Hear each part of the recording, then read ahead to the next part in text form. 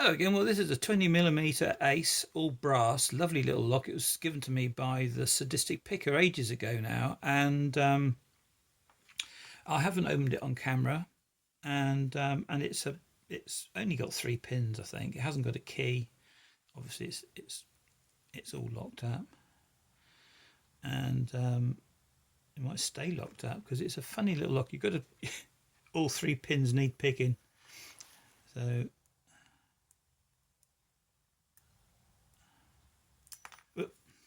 What's the trouble with this? Pick the fucking thing up.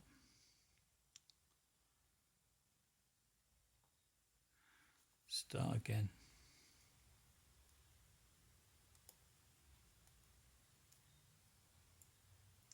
It's basically 2, 3, 1, but not on that occasion. And that's the thing with these little locks. It's a nice little lock, really. Like it very much. Thank you, Sadistic. Haven't seen you around for a bit. Lots of love to you all. Happy Mini Lock Monday.